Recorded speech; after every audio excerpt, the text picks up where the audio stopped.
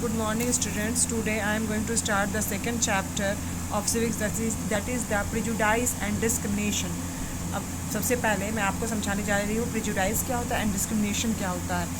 Prejudice means a strong, unreasonable feeling of not liking or trusting somebody or something, especially when it is based on his or her race, religion और sex. इसका मतलब होता है कि prejudice बिना किसी को जाने मुझे किसी जाति या किसी रिलीजन यानी धर्म या फिर किसी के सेक्स माने कि अगर लड़का है या लड़की है को सोच के नेगेटिव थिंकिंग बना लेना, दैट इज़ द प्रेजुडाइज. उसी को हम प्रेजुडाइज कहते हैं. यही इसी के बारे में भी मैं समझाने जा रही हूँ. उसके बाद आता है discrimination.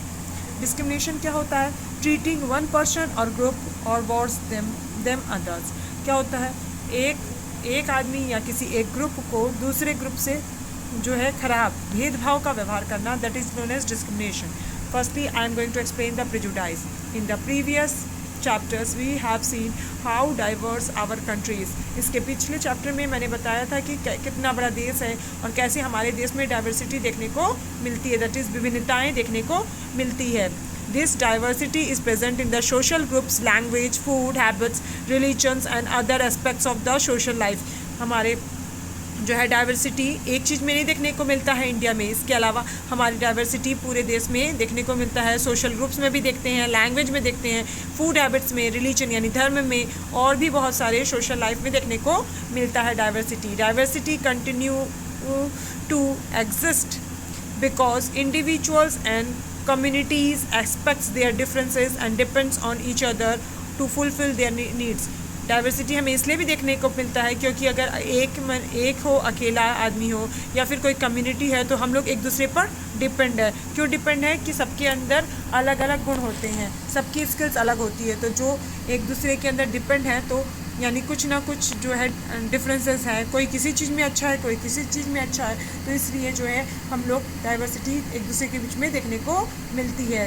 This usually happens when we form certain negative. अब डाइवर्सिटी को अगर however diversity is sometimes misunderstood. कभी कभी डाइवर्सिटी जो है मिसअंडरस्टूड यानी समझ नहीं पाते हैं लोग. This usually happens. ऐसा कब होता है? When we form certain negative और बैड ओपिनियंस. कभी कभी हम लोग कुछ ना कुछ नेगेटिव या बैड ओपिनियंस अपने से ही बना लेते हैं बिना जाने समझे.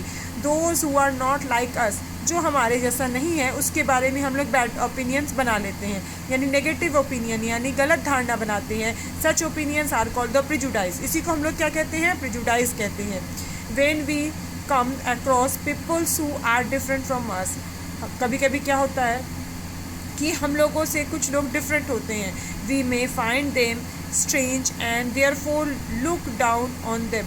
जब हमको वो हमसे अलग दिखता है तो हम उसको अपने से नीचा देखने की कोशिश करते हैं. For example a Hindi speaking persons may think the Hindi is the best language and all other languages are inferior to it. क्या होता है? हिंदी लैंग्वेज जानने वाले लोगों के अनुसार ऐसा अगर होता है कि अगर वो सोचते हैं कि हिंदी ही सबसे बेस्ट लैंग्वेज है और बाकी जो भी लैंग्वेज है रीजनल लैंग्वेजेस वो उससे नीचे है, इन्फेरियर मानते हैं. This is the prejudice. ये प्रेजुडाइज ही है, लैंग्वेज का प्रेजुडाइज है. यानी कि हिंदी जो है प्रेजुडाइज व्यवहार किससे कर रहा है? अन्य लैंग्वेज के साथ. A person with such a prejudice may even ill-treated or make fun of those who speak language other than Hindi. एक आदमी जो हिंदी बोलता है वो दूसरी भाषाओं के लोगों के साथ अगर ख़राब व्यवहार कर रहा है, इसका मतलब है वो प्रेजुडाइज वाला व्यवहार कर रहा है यानी बिना जाने समझे किसी के साथ जो है bad thinking banana, that is the prejudice. अब आते हैं stereotypes. One of the serious problems caused by the prejudice. एक सीरियस प्रॉब्लम क्या हो जाता है प्रेजुडाइज से? Is the creating of stereotypes. इससे क्या हो जाता है? क्रिएशन हो जाता है स्टेरियोटाइप्स का.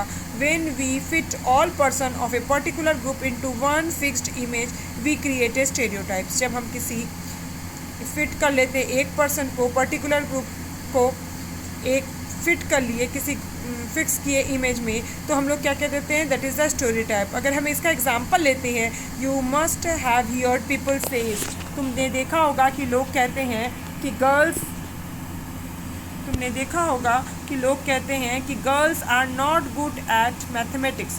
यानी कि लड़कियां जो है मैथमेटिक्स में अच्छी नहीं होती है, और boys are naughty and girls are gentle. ये भी कहते हैं लोग कि बॉयज़ जो है नॉटी होते हैं, गर्ल्स जेंटल होते हैं। ऐसा ज़रूरी तो नहीं है कि बॉयज़ ही अगर मैथ्स में अच्छे होते हैं, गर्ल्स अच्छी नहीं होती है। कभी कभी ऐसे भी देखने को मिला है कि क्लास में गर्ल्स ज़्यादा मैथ में तेज़ है, कोई लड़की बहुत तेज़ है। तो हमें इससे गलत धारणा नहीं बनाना चाहिए। These are the stereotypes. जैसे कहते हैं कि लड़कियां हमेशा रोती है और लड़के बहादुर होते हैं, तो ऐसा ज़रूरी नहीं कि लड़कियां रोती ही है, कुछ लड़की बहादुर भी हो सकती है ना। तो इसका मतलब है कि ये जो हमारी थिंकिंग है ये स्टेरियोटाइप है। These are the stereotypes, they are neither true for all the boys nor for all the girls. ये ज़रूरी नहीं कि सारे लड़कों के लिए या सारी लड़कियों के लिए धारणाएं सही हो। But they fit large number of peoples into one image. लेकिन ये जो है लार्ज नंबर ऑफ पीपल्स को एक ही इमेज में जब डाला जाता है तो इसको हम लोग क्या कहते हैं, स्टेरियोटाइप्स।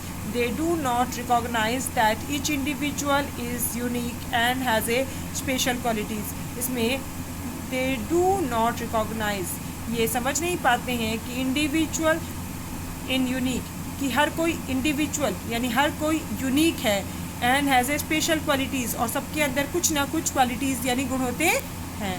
Thank you.